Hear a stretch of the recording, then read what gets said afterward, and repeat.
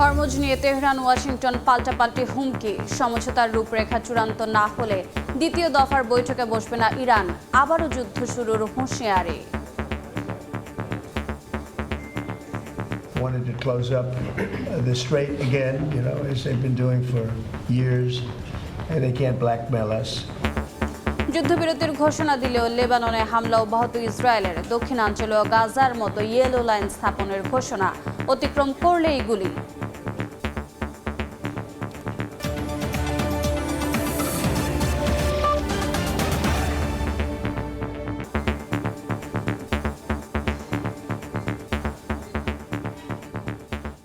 আন্তর্জাতিক সময়ের সঙ্গে আছি আমি রোজা চৌধুরী। যে কোনো মুহূর্তে আবারও যুক্তরাষ্ট্রের বিরুদ্ধে যুদ্ধ শুরুর হুঁশিয়ারি দিয়েছে ইরান। দেশটির পার্লামেন্টের স্পিকার গালিবাফ স্পষ্ট ভাষায় বলেন, ওয়াশিংটনের ওপর বিন্দুমাত্র ভরসা নেই তেহরানের। সমঝোতার রূপরেখা চূড়ান্ত না হওয়া পর্যন্ত দ্বিতীয় দফার বৈঠকে বসতে অস্বীকৃতি জানিয়েছে ইরান। মার্কিন অবরোধ তুলে না নেওয়া পর্যন্ত হরমুজ প্রণালী বন্ধ রাখার ঘোষণা দিয়েছে আইআরজিসি। ইরান ব্ল্যাকমেইল করার জন্য প্রণালী বন্ধ রাখছে, অভিযোগ করেছেন ট্রাম্প। মার্কিন প্রেসিডেন্ট ডোনাল্ড ট্রাম্প সম্প্রতি ঘোষণা দেন যে খুব শীঘ্রই দ্বিতীয় দফার আলোচনায় বসবে যুক্তরাষ্ট্র ইরান। তবে এবার ট্রাম্পের এমন বক্তব্য সরাসরি প্রত্যাখ্যান করে দিয়েছে ইরান। দেশটির পার্লামেন্টের স্পিকার মোহাম্মদ বাঘের গালিবাফ দাবি করেন, ওয়াশিংটনের প্রতি তেহরানের বিন্দুমাত্র ভরসা নেই। এই অবস্থায় যে কোনো মুহূর্তে যুদ্ধ শুরুর হুঁশিয়ারি দিয়েছেন তিনি। সমঝোতার রূপরেখা চূড়ান্ত না হওয়া পর্যন্ত ইরান দ্বিতীয় দফার বৈঠকে বসবে না বলে সাফ জানিয়ে দিয়েছেন দেশটির উপপররাষ্ট্রমন্ত্রী সাইদ খাতিবজাদে। তিনি জানান, যুক্তরাষ্ট্রের অতিরিক্ত দাবি দেওয়ার কারণে কিছু বিষয় নিয়ে দুপক্ষ এখনো ঐকমত্যে পৌঁছাতে পারেনি। তাসনিম নিউজের প্রতিবেদন অনুযায়ী তেহরান তাদের শর্তগুলো পাকিস্তানি মধ্যস্থতাকারীর মাধ্যমে ওয়াশিংটনকে জানিয়ে দিয়েছে। যুক্তরাষ্ট্র নতুন প্রস্তাব পাঠালেও তা পর্যালোচনা করে এখনো কোনো জবাব দেয়নি তেহরান। যুক্তরাষ্ট্র চলমান যুদ্ধবিরতি লঙ্ঘন করায় আবারও হরমুজ প্রণালী বন্ধ করে দিয়েছে ইরান। মার্কিন নৌ অবরোধ তুলে না নেওয়া পর্যন্ত প্রণালীতে অবস্থান নেওয়া যে কোনো ধরনের জাহাজের ওপর হামলার হুঁশিয়ারি দিয়েছে আইআরজিসি। অন্যদিকে মার্কিন প্রেসিডেন্ট ডোনাল্ড ট্রাম্প অভিযোগ করেছেন, ইরান চালাকি করছে এবং প্রণালী বন্ধ করে যুক্তরাষ্ট্রকে ব্ল্যাকমেইল করার চেষ্টা করছে। আলোচনা ব্যর্থ হলে যে কোনো মূল্যে ইরানের সমৃদ্ধ ইউরেনিয়ামের মজুদ কবজায় নেওয়ার ঘোষণা দিয়েছেন Trump. Wanted to close up the strait again, as they've been doing for years, and they can't blackmail us. এর মধ্যে আন্তর্জাতিক জলসীমায় ইরান সংশ্লিষ্ট তেলবাহী ট্যাঙ্কার জব্দের প্রস্তুতি নিচ্ছে যুক্তরাষ্ট্র। এমন তথ্যই উঠে এসেছে মার্কিন গণমাধ্যমে। মালিহা সুহরওয়ার্দী, সময় সংবাদ। এদিকে যুক্তরাষ্ট্র ইরান পরবর্তী দফার শান্তি আলোচনার তারিখ ঠিক না হলেও বৈঠক আয়োজনের প্রস্তুতি শুরু করেছে পাকিস্তান। মধ্যপ্রাচ্যের উত্তেজনা প্রশমনে রাজধানী ইসলামাবাদ ও রাওয়ালপিন্ডিতে এরই মধ্যে সর্বোচ্চ নিরাপত্তা ব্যবস্থা গ্রহণ করা হয়েছে। সংশ্লিষ্ট সূত্র জানিয়েছে, আলোচনার সুনির্দিষ্ট সময় ও স্থান নির্ধারণে দুই পক্ষ এখন দর কষাকষি চালাচ্ছে। এর আগে গত 11 ও 12 এপ্রিল প্রথম দফার বৈঠক কোনো চুক্তি ছাড়াই শেষ হয়। গুরুত্বপূর্ণ ইস্যুতে দেশগুলোর মধ্যে মতপার্থক্য দেখা দেয়। বিশেষ করে হরমুজ প্রণালীর নিয়ন্ত্রণ এবং পরমাণু ইস্যুতে কোনো পক্ষই একমত হতে পারেনি। সেই ব্যর্থতার জেরে তৈরি হওয়া নতুন উত্তেজনা প্রশমনেই এখন দ্বিতীয় দফার এই কূটনৈতিক প্রচেষ্টার প্রস্তুতি নিচ্ছে পাকিস্তান।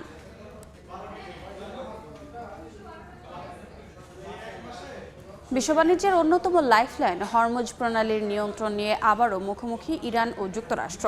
ওয়াশিংটনের বিরুদ্ধে প্রতিশ্রুতি ভঙ্গের অভিযোগ তুলে এই কৌশলগত জলপথের ওপর পূর্ণ নিয়ন্ত্রণ আরোপ করেছে তেহরান। সাগরের বুকে দুই পরাশক্তির এই রেষারেষিতে চরম অনিশ্চয়তায় পড়েছে আন্তর্জাতিক জ্বালানি সরবরাহ ব্যবস্থা। বিশ্বের মোট খনিজ তেলের 1/3 যে পথ দিয়ে পরিবাহিত হয়, সেই হরমুজ প্রণালী এখন আক্ষরিক অর্থেই ইরানের কঠোর পাহারায়। তেহরানের দাবি, গত শুক্রবার জলপথটি উন্মুক্ত করার বিষয়ে সমঝোতা হলেও যুক্তরাষ্ট্র তাদের জলদস্যুতা ও অবরোধ বন্ধ করেনি। ফলে বাধ্য হয়ে আবারও এই সংবেদনশীল রুটে টহল ও তদারকি বাড়িয়েছে ইসলামী বিপ্লবী গার্ড কর্পস বা আইআরজিসি। এখন থেকে যে কোনো জাহাজকে এই পথে চলতে হলে আগেভাগেই তেহরানের অনুমতি নিতে হবে। অন্যদিকে ওয়াশিংটন তাদের অবস্থানে অনড়। মার্কিন প্রেসিডেন্ট ডোনাল্ড ট্রাম্প সামাজিক মাধ্যমে সাফ জানিয়ে দিয়েছেন ইরানের ওপর নৌ অবরোধ পূর্ণ শক্তিতে বহাল থাকবে। আন্তর্জাতিক বিশ্লেষকরা বলছেন, একদিকে ইরান যেমন নিজস্ব নিয়ম জারি করছে, অন্যদিকে যুক্তরাষ্ট্র প্রণালীর বাইরে মোতায়েন রেখেছে তাদের নৌবাহিনী। এতে করে সাধারণ পণ্যবাহী জাহাজগুলো পড়েছে উভয় সংকটে। দুই পক্ষের পাল্টাপাল্টি শর্ত আর হুমকির মুখে এই পথে নিরাপদ নৌ চলাচলের আত্মবিশ্বাস তলানিতে ঠেকেছে। ইরান এই প্রণালী দিয়ে চলাচলের জন্য নিজস্ব কিছু নিয়ম চাপিয়ে দিয়েছে। তারা চায় প্রতিটি জাহাজ যেন আইআরজিসিকে অবহিত করে এবং তাদের নির্ধারিত পথ দিয়ে চলে। অন্যদিকে যুক্তরাষ্ট্র প্রণালীর বাইরে এক বিশাল অবরোধ তৈরি করে রেখেছে, যাতে কোনো জাহাজ ইরানের সঙ্গে সরাসরি বাণিজ্য করতে না পারে। উভয় পক্ষের এই পাল্টাপাল্টি শর্তারোপের ফলে এই গুরুত্বপূর্ণ জলপথ দিয়ে স্বাভাবিক নৌ চলাচলের উপর মানুষের আস্থা নষ্ট হচ্ছে। আলোচনার টেবিলে সমঝোতার কথা চললেও বাস্তবে হরমুজ প্রণালীর নিয়ন্ত্রণ নিয়ে মুখোমুখি অবস্থানে দুই দেশ। পানিপথের এই নিয়ন্ত্রণ যুদ্ধ শেষ পর্যন্ত কোন দিকে মোড় নেয়, সেদিকেই এখন তাকিয়ে আছে গোটা বিশ্ব। নাসরিন রুমি, সময় সংবাদ। যুদ্ধবিরতি ও হরমুজ প্রণালী ঘিরে অনিশ্চয়তার মধ্যে তীব্র হচ্ছে ইরান যুক্তরাষ্ট্র বাকযুদ্ধ। এর মধ্যে 1 ঘন্টায় 7টি মিথ্যা বলেছেন মার্কিন প্রেসিডেন্ট ডোনাল্ড ট্রাম্প। এমনটাই দাবি করেছেন ইরানের পার্লামেন্টের স্পিকার মোহাম্মদ বাঘের গালিবাফ। তিনি জানান, এই মিথ্যাচার দিয়ে ওয়াশিংটন যুদ্ধে যেমন জিততে পারেননি, তেমনি আলোচনায়ও এর কোনো ফল পাবে না। ইরানের বিরুদ্ধে সংঘাত ঘিরে মার্কিন প্রেসিডেন্ট ডোনাল্ড ট্রাম্পকে প্রায়ই তার বক্তব্য পরিবর্তন করতে দেখা গেছে। এ নিয়ে আন্তর্জাতিক অঙ্গনে তার বিশ্বাসযোগ্যতা নিয়ে উঠছে প্রশ্ন। ট্রাম্পের এমন আচরণ নিয়ে এবার সরাসরি সমালোচনা করেছেন ইরানের পার্লামেন্টের স্পিকার মোহাম্মদ বাঘের গালিবাফ। তিনি অভিযোগ করেন, মার্কিন প্রেসিডেন্ট 1 ঘন্টায় 7টি মিথ্যা দাবি করেছেন। ঘটনা সূত্রপাত যখন ইরানের পররাষ্ট্রমন্ত্রী আব্বাস আরাকচি প্রথম 10 দিনের যুদ্ধবিরতির সময় হরমুজ প্রণালী আংশিক খোলার ঘোষণা দেন। কিন্তু একদিনের ব্যবধানে তেহরান আবার জানায়, প্রণালীতে আগের মতোই কঠোর সামরিক নিয়ন্ত্রণে ফিরেছে। এরই প্রেক্ষিতে সামাজিক যোগাযোগ মাধ্যমে 1 ঘন্টার মধ্যে একাধিক দাবি করেন ডোনাল্ড ট্রাম্প। ইরানের দাবি, তার এই 7টি বক্তব্যই ছিল মিথ্যা বা বিভ্রান্তিকর। 7টি দাবির মধ্যে ছিল হরমুজে নৌ অবরোধ শিগগিরই শেষ হবে, যা বাস্তবে বহাল ছিল। ইরান আর কখনো হরমুজ বন্ধ করবে না, যদিও এমন কোনো আনুষ্ঠানিক প্রতিশ্রুতি দেয়নি তেহরান। ট্রাম্প আরও দাবি করেন, প্রণালী খোলা লেবানন পরিস্থিতির সঙ্গে সম্পর্কহীন, যেখানে ইরান সেটিকে যুদ্ধবিরতির অংশ বলছে। শান্তি চুক্তির বেশিরভাগ শর্তে সম্মতি হয়ে গেছে, যা তেহরান অস্বীকার করছে। মার্কিন প্রেসিডেন্ট আরও দাবি করেন, যুক্তরাষ্ট্র আলোচনায় অগ্রগতি অর্জন করেছে। অন্যদিকে ইরান বলছে, আলোচনা ব্যর্থ হয়েছে। ইরান যুক্তরাষ্ট্রের শর্ত মেনে নিচ্ছে, বরং তারা অতিরিক্ত দাবির অভিযোগ তুলছে। উত্তেজনা দ্রুত কমে আসছে, যেখানে বাস্তবে সামরিক নিয়ন্ত্রণ আরও জোরদার করা হয়েছে। গালিবাফ বলেন, যুদ্ধ কিংবা আলোচনায় মিথ্যা তথ্য কোনো কৌশলগত সাফল্য এনে দেয় না, বরং মিডিয়া যুদ্ধ ও জনমত প্রভাবিত করার প্রচেষ্টা পরিস্থিতিকে আরও জটিল করে তুলছে বলেও উদ্বেগ জানান তিনি। মালিহা সুহরওয়ার্দী, সময় সংবাদ। অ্যাপস্টাইন ফাইল বিতর্ক থেকে দৃষ্টি সরাতে ইরান যুদ্ধে জড়িয়েছেন মার্কিন প্রেসিডেন্ট ডোনাল্ড ট্রাম্প। পাশাপাশি লড়াইয়ে অংশগ্রহণে রয়েছে ইসরায়েলি প্রধানমন্ত্রী বিনয়ামিন নেতানিয়াহুর মদদ। সম্প্রতি মিশিগানে এক অনুষ্ঠানে বক্তব্য দিতে গিয়ে এমন দাবি করেছেন সাবেক মার্কিন ভাইস প্রেসিডেন্ট কামালা হ্যারিস। যুক্তরাষ্ট্র তার মিত্রদের কাছে অবিশ্বস্ত হয়ে পড়েছে বলে দাবি তার। যদিও হ্যারিসের এসব বক্তব্য আমলে রানি ইসরায়েলকে পরম মিত্র হিসেবে আখ্যা দিয়েছেন মার্কিন প্রেসিডেন্ট। সাবেক মার্কিন ভাইস প্রেসিডেন্ট কামালা হ্যারিস দাবি করেছেন, ইসরায়েলি প্রধানমন্ত্রী বিনিয়ামিন নেতানিয়াহুর কারণে ইরানের সঙ্গে যুদ্ধে জড়িয়ে পড়েছেন ডোনাল্ড ট্রাম্প। গত শনিবার এক অনুষ্ঠানে বক্তব্য দিতে গিয়ে কামালা বলেন, এই যুদ্ধ আমেরিকান জনগণ চায় না, এটি মার্কিন সামরিক বাহিনীর সদস্যদের প্রাণ ঝুঁকিতে ফেলেছে বলে দাবি করে তিনি বলেন, অ্যাপস্টাইন ফাইল বিতর্ক থেকে দৃষ্টি সরাতেই ইরান যুদ্ধে জড়িয়েছেন ট্রাম্প। বক্তব্যে ট্রাম্প প্রশাসনকে যুক্তরাষ্ট্রের ইতিহাসে সবচেয়ে দুর্নীতিগ্রস্ত, নিষ্ঠুর ও অযোগ্য আখ্যা দেন কামালা। তার মতে আন্তর্জাতিক নিয়ম, বিশেষ করে সার্বভৌমত্ব ও ভৌগোলিক অখণ্ডতার মতো নীতিগুলো ট্রাম্প উপেক্ষা করছেন। এর ফলে যুক্তরাষ্ট্র মিত্রদের কাছে অবিশ্বস্ত হয়ে পড়েছে। ইরান যুদ্ধ ঘিরে কামালার কড়া সমালোচনার মধ্যেই ইসরায়েলকে পরম মিত্র হিসেবে আখ্যা দিয়েছেন ট্রাম্প। নিজের সামাজিক মাধ্যম ট্রুথ সোশ্যালে তিনি জানান, মানুষ ইসরায়েলকে পছন্দ করুক আর না করুক, তারা যুক্তরাষ্ট্রের পরম মিত্র হিসেবে নিজেদের প্রমাণ করেছে। শুধু কামালা হ্যারিস বা ডেমোক্রেটিক পার্টির সদস্যই নন, ইরান যুদ্ধে জড়ানো নিয়ে নিজ সমর্থকদেরও তোপের মুখে পড়েছেন ট্রাম্প। পাশাপাশি আন্তর্জাতিক মহলেও তীব্র সমালোচনা হচ্ছে। যুদ্ধ শুরুর প্রথম দিকে নিজেদের আকাশ ব্যবহার করে মার্কিন ঘাঁটিগুলো থেকে হামলা চালানো যাবে না বলে জানিয়ে দেয় মধ্যপ্রাচ্যের বিভিন্ন দেশ। এমনকি ইরান যুদ্ধে না জড়ানোর বিষয়ে স্পষ্ট বার্তা দেন ব্রিটিশ প্রধানমন্ত্রী। ট্রাম্পের হুমকি ধমকিকে পাগলামি বলে মন্তব্য করেছেন পোপ লিও। এদিকে সম্প্রতি প্রকাশিত আন্তর্জাতিক বাজার গবেষণা ও তথ্য বিশ্লেষণকারী প্রতিষ্ঠান ইউগফের এক জরিপে দেখা গেছে 2028 সালে সম্ভাব্য ডেমোক্র্যাট প্রার্থীদের মধ্যে অনেক এগিয়ে কামালা। বিশ্লেষকদের মতে রাজনীতিতে মোমেন্টাম দ্রুত বদলায়। তাই 2028 সালে কামালার সম্ভাব্য প্রত্যাবর্তনকে রিপাবলিকানদের হালকাভাবে নেওয়া উচিত হবে না বলে মত তাদের। নাসরিন রুমি, সময় সংবাদ। আন্তর্জাতিক সময় আরও থাকছে। মধ্যপ্রাচ্যের সংঘাতের জেরে বিশ্বজুড়ে জেট ফুয়েল সংকট, ইউরোপের শত শত ফ্লাইট বাতিলের শঙ্কা। পরিস্থিতি মোকাবিলায় রুট বন্ধের সিদ্ধান্ত এয়ারলাইন্স কোম্পানিগুলোর। লেবাননের দক্ষিণাঞ্চল গাজার মতো ইয়েলো লাইন স্থাপনের ঘোষণা দিয়েছে ইসরায়েল। স্থানীয় সময় শনিবার সেনাবাহিনী জানায়, এই রেখা অতিক্রম করলে সরাসরি হামলা চালাবে তারা। এর মধ্যেই কূটনৈতিক আলোচনার প্রস্তুতি নিচ্ছে লেবাননের প্রশাসন। যুদ্ধবিরতির মধ্যেই ইসরায়েলি হামলায় অন্তত 2 জন নিহত ও 3 জন আহত হয়েছে। যুদ্ধবিরতি সত্ত্বেও লেবাননের দক্ষিণাঞ্চলে বিভিন্ন এলাকায় ইসরায়েলি ড্রোন হামলা ও গোলাবর্ষণ অব্যাহত রয়েছে। এতে কয়েকজন হতাহত হন। একই সময়ে সীমান্তের কাছাকাছি কৌশলগত কিছু এলাকা দখলের কথাও জানিয়েছে ইসরায়েল। প্রধানমন্ত্রী বিনিয়ামিন নেতানিয়াহু স্পষ্টভাবে জানান, হিজবুল্লাহকে দুর্বল না করা পর্যন্ত অভিযান থামবে না। এছাড়াও জাতিসংঘ শান্তিরক্ষা মিশন ইউনিফিলের ওপর হামলায় এক ফরাসি সেনা নিহত এবং আরও কয়েকজন আহত হয়েছেন। ফ্রান্সের প্রেসিডেন্ট ইমানুয়েল ম্যাক্রো এই ঘটনাকে অগ্রহণযোগ্য উল্লেখ করে নিন্দা জানিয়েছেন। প্রাথমিকভাবে এর পেছনে হিজবুল্লাহকে দায়ী করা হলেও গোষ্ঠীটি অভিযোগ অস্বীকার করেছে। তদন্ত চলছে বলে জানিয়েছে লেবানন সরকার। রাজনৈতিকভাবে যুদ্ধবিরতির পর সরাসরি আলোচনার প্রস্তুতি নিচ্ছে লেবানন। প্রেসিডেন্ট জোসেফ আউন ও প্রধানমন্ত্রী নওয়াফ সালাম স্থায়ী সমাধানের লক্ষ্যে আলোচনা এগিয়ে নিতে চান, তবে হিজবুল্লাহ এ প্রক্রিয়ার বিরোধিতা করছে। এদিকে ঘরছাড়া মানুষ ধীরে ধীরে ফিরতে শুরু করলেও নিরাপত্তা নিয়ে শঙ্কা কাটেনি। এর মধ্যে লেবাননেও গাজার মতো ইয়েলো লাইন স্থাপন করা হয়েছে বলে জানিয়েছে ইসরায়েলি সেনাবাহিনী। এই লাইনের দক্ষিণে নিজেদের নিয়ন্ত্রণ জোরদার করে উত্তর দিক থেকে আসা সন্দেহভাজন যোদ্ধাদের লক্ষ্য করে হামলার কথা জানায় তারা। যুদ্ধবিরতি কার্যকর থাকলেও হুমকি দেখলেই অভিযান চালানোর অধিকার রাখার কথা বলছে তেল আবিব। সাদিয়া তাসনিম, সময় সংবাদ। মধ্যপ্রাচ্যের জটিল ভূরাজনৈতিক ভারসাম্যের মধ্যে ভারত, একদিকে ইসরায়েল, অন্যদিকে ইরান, আর মাঝখানে জ্বালানি নিরাপত্তা, বিপুল প্রবাসী জনসংখ্যা ও বৈশ্বিক শক্তির চাপ। সব মিলিয়ে ইরান সংকট ঘিরে নয়াদিল্লির অবস্থানকে ঘিরে তৈরি হয়েছে নানা প্রশ্ন। এটি কি কৌশলগত স্বায়ত্ত শাসন নাকি নীতিগত অস্পষ্টতা, তা নিয়ে চলছে তীব্র বিতর্ক।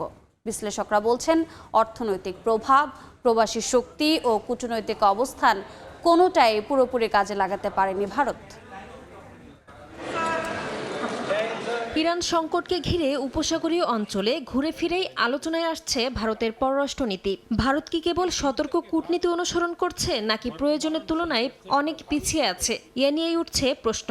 ইসলামাবাদে ইরান যুক্তরাষ্ট্র আলোচনার পর এই বিতর্ক আরও জোরালো হয়েছে। যেখানে কূটনৈতিকভাবে পাকিস্তানের সক্রিয় ভূমিকা নজর কেড়েছে বিশ্ববাসীর, সেখানে ভারত তার অর্থনৈতিক প্রভাব, প্রবাসী শক্তি ও কূটনৈতিক অবস্থান কাজে লাগাতে পারেনি বলে মনে করছেন বিশ্লেষকরা। তবে অনেকে বলছেন, ভারতের এই নীরবতা কোনো সিদ্ধান্তহীনতা নয়, বরং পরিস্থিতি অনুযায়ী সিদ্ধান্ত নেওয়ার উপর জোর দিচ্ছে দেশটি। যুক্তরাষ্ট্রের সঙ্গে প্রযুক্তি ও প্রতিরক্ষা সম্পর্ক, ইরানের সঙ্গে জ্বালানি ও যোগাযোগ স্বার্থ, ইসরায়েলের সঙ্গে নিরাপত্তা সহযোগিতা এবং উপসাগরীয় দেশগুলোর সঙ্গে বাণিজ্য, সব মিলিয়ে বহুস্তরীয় সমীকরণে আবদ্ধ নয়াদিল্লি। ফলে এক পক্ষের দিকে ঝুঁকলে অন্য সম্পর্ক ক্ষতিগ্রস্ত হওয়ার ঝুঁকি তৈরি হয়, যা নয়াদিল্লির নীরব অবস্থানের একটি বড় কারণ হিসেবে দেখা হচ্ছে।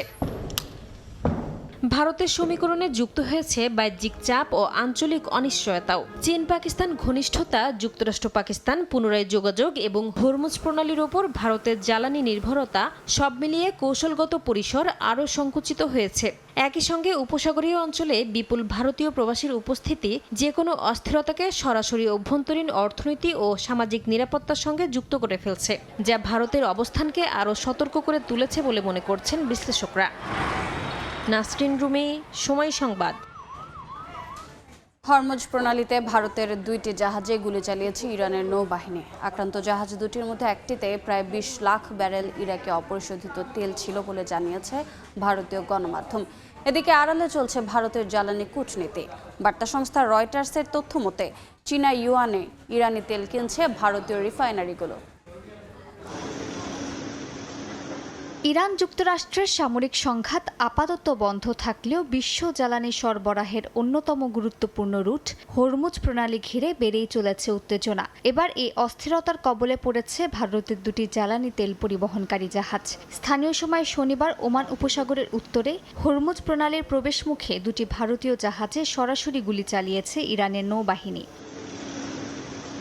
ভারতের আক্রান্ত জাহাজ দুটির মধ্যে একটিতে প্রায় 20 লাখ ব্যারেল ইরাকি অপরিশোধিত তেল ছিল বলে জানিয়েছে ভারতীয় গণমাধ্যম। এ ঘটনায় ভারতে নিযুক্ত ইরানের রাষ্ট্রদূত মোহাম্মদ ফাতাহ আলীকে তলব করে তীব্র প্রতিবাদ জানানো হয়। ভারতীয় পররাষ্ট্র মন্ত্রণালয় এটিকে গুরুতর নিরাপত্তার লঙ্ঘন হিসেবে উল্লেখ করেছে। এর আগে কয়েকটি ভারতমুখী জাহাজকে নিরাপদে যেতে দিলেও হঠাৎ করে এই অবস্থান বদল কূটনৈতিক অস্বস্তি বাড়িয়েছে।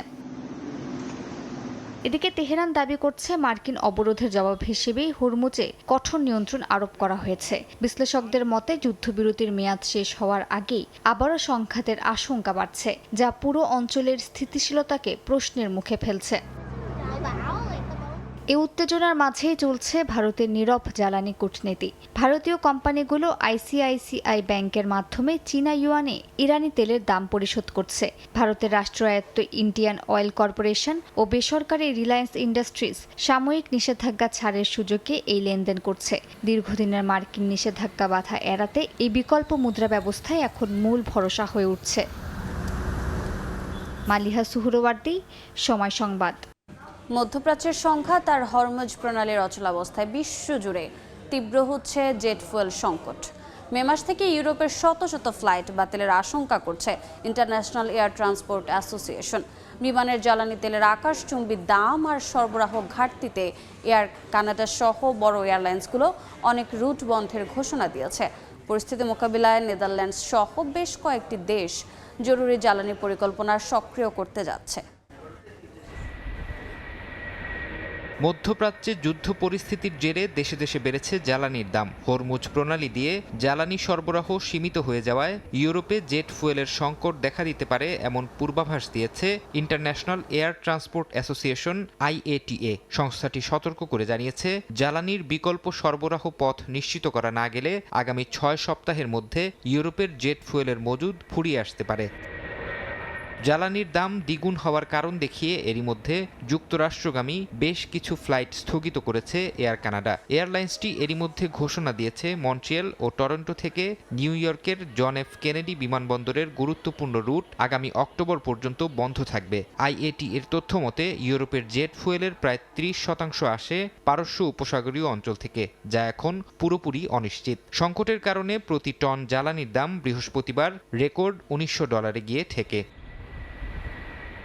এমন পরিস্থিতিতে জ্বালানি সাশ্রয়ে কঠোর পদক্ষেপ নিতে শুরু করেছে ইউরোপীয় দেশগুলো। নেদারল্যান্ডস সরকার সোমবার থেকেই তাদের এনার্জি ক্রাইসিস প্ল্যানের প্রথম ধাপ সক্রিয় করার ঘোষণা দিয়েছে। অন্যদিকে রায়ান এয়ারের মতো এয়ারলাইন্সগুলো জানিয়েছে, যুদ্ধ দীর্ঘস্থায়ী হলে মে থেকে জুলাইয়ের মধ্যে তাদের মোট ফ্লাইটের 10% পর্যন্ত বাতিল করতে হতে পারে। পরিস্থিতি সামলাতে রেশনিং ব্যবস্থার পরিকল্পনাও করছে সংশ্লিষ্ট কর্তৃপক্ষ। আঞ্চলিক উত্তেজনার জেরে বিমানগুলোকে এখন দীর্ঘ পথ ঘুরে গন্তব্যে পৌঁছাতে হচ্ছে, যা জ্বালানি খরচ আরও বাড়িয়ে দিয়েছে। ইউরো কন্ট্রোলের মতে প্রতিদিন প্রায় 1150টি ফ্লাইট এই রুট পরিবর্তনের শিকার হচ্ছে। হরমুজ প্রণালী ঘিরে ইরান ও যুক্তরাষ্ট্রের পাল্টাপাল্টি অবরোধে বিশ্ববাজারে তেলের সরবরাহ ব্যবস্থা স্থবির হয়ে পড়ায় বিমান খাতের পাশাপাশি বিশ্ব পর্যটন শিল্পও বড় ধরনের ধসের মুখে পড়ার আশঙ্কা করা হচ্ছে। ফারহাদ চৌধুরী, সময় সংবাদ। যুদ্ধবিরতির মাঝে গাজায় ইসরায়েলি হামলায় ইউনিসেফের 2 ট্রাক চালক নিহত হয়েছেন। এই ঘটনাকে অগ্রহণযোগ্য আখ্যা দিয়ে তদন্তের দাবি জানিয়েছে সংস্থাটি। এদিকে গাজার দক্ষিণাঞ্চলে শরণার্থী শিবিরে ইসরায়েলি গুপ্তচর যন্ত্র পাওয়ার অভিযোগ উঠেছে। অঞ্চলটিতে ইসরায়েলি হামলার জেরে তেল আবিবের ওপর নিষেধাজ্ঞা আরোপের প্রস্তাবের সমর্থন জানিয়েছেন যুক্তরাজ্যের পার্লামেন্টের সদস্যরা। গাজায় নিরাপদ পানি সরবরাহ করতে গিয়ে ইসরায়েলি হামলায় নিহত হয়েছেন 2 ট্রাক চালক, যারা ইউনিসেফের সঙ্গে কাজ করছিলেন। গাজার উত্তরাঞ্চলে মানসুরা পানি সরবরাহ কেন্দ্রে নিয়মিত কার্যক্রম চলাকালে এ ঘটনা ঘটে। এতে আরও 2 জন আহত হন। ঘটনার পর তীব্র প্রতিক্রিয়া জানিয়েছে ইউনিসেফ। সংস্থাটি এই হত্যাকাণ্ডকে অগ্রহণযোগ্য উল্লেখ করে তদন্ত ও জবাবদিহিতা নিশ্চিতের দাবি জানায়। তারা বলছে, মানবিক সহায়তা কর্মী ও গুরুত্বপূর্ণ পানি সরবরাহ অবকাঠামো কখনোই যুদ্ধের লক্ষ্যবস্তু হতে পারে না। আন্তর্জাতিক মানবাধিকার আইন মেনে চলার বাধ্যবাধকতার কথাও স্মরণ করিয়ে দেয় সংস্থাটি। এদিকে গাজার দক্ষিণাঞ্চলের শরণার্থী শিবিরে ইসরায়েলি গুপ্তচর যন্ত্র পাওয়ার অভিযোগ উঠেছে। ফিলিস্তিনি সূত্র বলছে, এসব ডিভাইস বিভিন্নভাবে লুকানো ছিল। কখনো পাথরের ভেতরে, কখনো ড্রোন থেকে ফেলে দেওয়া হয়েছে বলে সন্দেহ করা হচ্ছে। স্থানীয়দের সতর্ক করে বলা হয়েছে, সন্দেহজনক কোনো বস্তু দেখলে তাৎক্ষণিকভাবে নিরাপত্তা বাহিনীকে জানাতে। এদিকে আন্তর্জাতিক অঙ্গনেও বাড়ছে চাপ। যুক্তরাজ্যের পার্লামেন্টে অন্তত 75 এমপি ইসরায়েলের বিরুদ্ধে নিষেধাজ্ঞার প্রস্তাবের সমর্থন দিয়েছেন। এ উদ্যোগে সমর্থন দিয়েছেন জেরেমি করবিন সহ একাধিক প্রভাবশালী আইন প্রণেতা। প্রস্তাবে অস্ত্র নিষেধাজ্ঞা, বাণিজ্য সীমাবদ্ধতা ও অর্থনৈতিক পদক্ষেপ নেয়ার আহ্বান জানানো হয়েছে। সাদিয়া তাসনিম, সময় সংবাদ। ভারতের পশ্চিমবঙ্গের বিধানসভা নির্বাচনের প্রচার শেষ হতে আর মাত্র 2 দিন বাকি। শেষ মুহূর্তে প্রচারণায় ব্যস্ত রাজনৈতিক দলগুলো। রোববার 4টি জায়গায় সমাবেশে অংশ নেন প্রধানমন্ত্রী নরেন্দ্র মোদী। প্রচারের মাঠে পিছিয়ে নেই মমতাও। পশ্চিমবঙ্গের বিধানসভা নির্বাচনের খবর জানাতে এই মুহূর্তে কলকাতায় আছেন সহকর্মী সুব্রত আচার্য। যাচ্ছি তার কাছে। সুব্রত, দেখুন, সময় তো শেষ হয়ে যাচ্ছে, আর মাত্র 48 ঘন্টা বাকি রয়েছে প্রথম দফার 23 তারিখে নির্বাচন। তার আগেই কিন্তু মঙ্গলবার মধ্যরাতে অর্থাৎ 21 তারিখ মধ্যরাতে প্রচারণা শেষ হয়ে যাবে। সুতরাং রাজনৈতিক দলগুলোর কাছে একে অপরের বিরুদ্ধে মনের মাধুরী মিশিয়ে অভিযোগ পাল্টা অভিযোগ রাখার একেবারে শেষ সময় চলছে।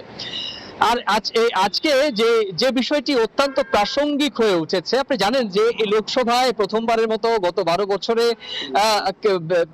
প্রথম যে ধাক্কা খেয়েছে নারী সংসদের 131তম সংবিধান সংশোধনী বিল পাশ করতে গিয়ে যে ধাক্কা খেয়েছে বিজেপি, সেক্ষেত্রে আমরা দেখেছি যে সেইটি কিন্তু সামনে এনেছে তৃণমূল কংগ্রেস সহ অন্যান্য রাজনৈতিক দলগুলো।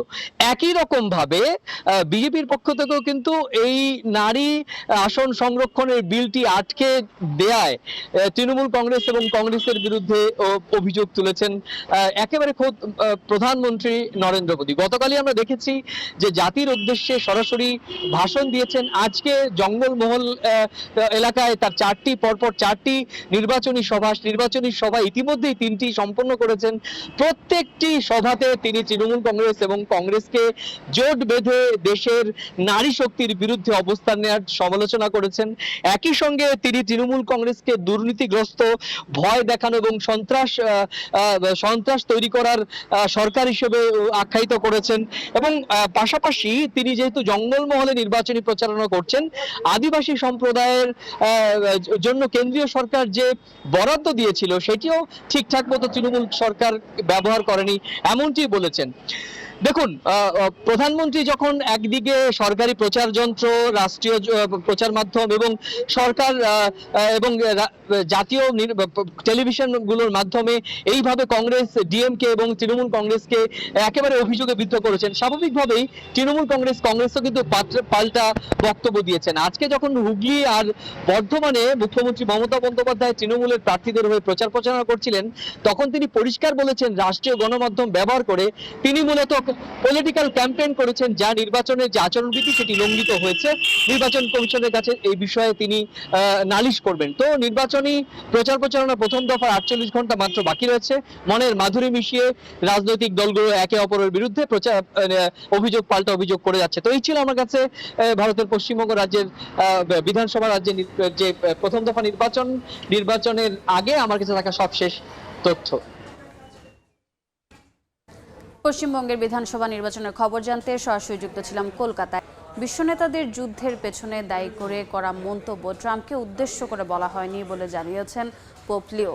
আফ্রিকা সফরের সময় সাংবাদিকদের সঙ্গে আলাপে পোপ বলেন, তার বক্তব্য ট্রাম্পকে লক্ষ্য করে দেয়া হয়নি এবং তা আগেই লেখা ছিল। ক্যামেরুনে দেয়া এক ভাষণে তিনি সমালোচনা করে বলেন, বিশ্বের নেতারা যুদ্ধ ও ধ্বংসে বিলিয়ন ডলার ব্যয় করলেও শিক্ষা ও পুনর্গঠনে প্রয়োজনীয় বিনিয়োগে পিছিয়ে আছেন। এ বক্তব্যকে ঘিরে বিতর্ক তৈরি হলে তিনি বলেন, ভুল ব্যাখ্যার কারণে এটি ব্যক্তিগত আক্রমণ হিসেবে দেখা হয়েছে। এর আগে ডোনাল্ড ট্রাম্প পোপকে বিদেশ নীতি বিষয়ে দুর্বল বলে কড়া সমালোচনা করেন, বিশেষ করে ইরান যুদ্ধ ও হরমুজ প্রণালী ইস্যুতে পোপের মন্তব্যের পর। ট্রাম্পকে নোবেল পদক দেওয়ার সিদ্ধান্ত নিয়ে কোনো অনুশোচনা নেই বলে জানিয়েছেন ভেনেজুয়েলার বিরোধী নেতা মারিয়া করিনা মাচাদো। তার ভাষায়, ভেনেজুয়েলার স্বাধীনতার জন্য ট্রাম্প যে পদক্ষেপ নিয়েছেন, বিশেষ করে সাবেক প্রেসিডেন্ট নিকোলাস মাদুরোকে অপসারণের অভিযানের কথা দেশের মানুষ কখনো ভুলবে না। ট্রাম্পও এই পদক্ষেপকে পারস্পরিক সম্মানের প্রতীক হিসেবে অভিহিত করেন। তবে নরওয়ের নোবেল কমিটি স্পষ্ট করে জানিয়েছে, নোবেল পুরস্কার কোনোভাবেই হস্তান্তর বা ভাগ করা যায় না। আবারও ব্যালিস্টিক ক্ষেপণাস্ত্রের পরীক্ষা চালিয়েছে উত্তর কোরিয়া। রোববার স্থানীয় সময় সকালে দেশটির সিনপো এলাকা থেকে কয়েকটি মিসাইল উৎক্ষেপণ করা হয়। এগুলো জাপানের অর্থনৈতিক অঞ্চলের বাইরে সাগরে পড়েছে। এই ঘটনার পর দক্ষিণ কোরিয়া ও জাপান উচ্চ সতর্ক অবস্থানে রয়েছে। দক্ষিণ কোরিয়ার জয়েন্ট চিফস অব স্টাফ জানিয়েছে, তারা পরিস্থিতির ওপর কড়া নজর রাখছে। অন্যদিকে টোকিও এই উৎক্ষেপণের তীব্র নিন্দা জানিয়ে বলেছে, পিয়ংইয়ং তাদের সামরিক সক্ষমতা বৃদ্ধির লক্ষ্যেই এই ধারাবাহিক পরীক্ষাগুলো চালাচ্ছে। অস্ট্রেলিয়ার মেলবোর্নের সড়ক দুর্ঘটনায় একজন নিহত হয়েছেন, গুরুতর আহত হয়েছেন আরও একজন। স্থানীয় সময় শনিবার বিকেলে অ্যাসকটভেল এলাকায় ল্যাংস রোডে একটি ধূসর টয়োটা গাড়ি ফুটপাতে উঠে দুই পথচারীকে আঘাত করে বলে জানিয়েছে ভিক্টোরিয়া পুলিশ। ঘটনাস্থলে একজনের মৃত্যু হয়, আরেকজনকে আশঙ্কাজনক অবস্থায় হাসপাতালে নেওয়া হয়েছে। ঘটনার পর স্থানীয়দের সহায়তায় চালককে আটক করে পুলিশ। তারা জানিয়েছে, দুর্ঘটনাটি ইচ্ছাকৃত ছিল কিনা তা এখনও স্পষ্ট নয় এবং মাদক বা অ্যালকোহলের সংশ্লিষ্টতা ছিল কিনা তাও খতিয়ে দেখা হচ্ছে।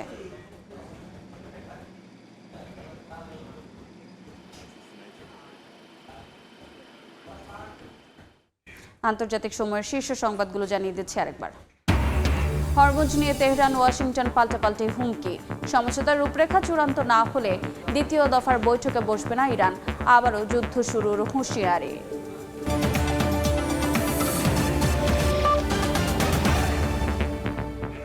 এই ছিল আন্তর্জাতিক সময়ের পর বিকাল 5টার সময় সংবাদ নিয়ে সঙ্গে থাকবেন আমিরুল ইসলাম আলিফ।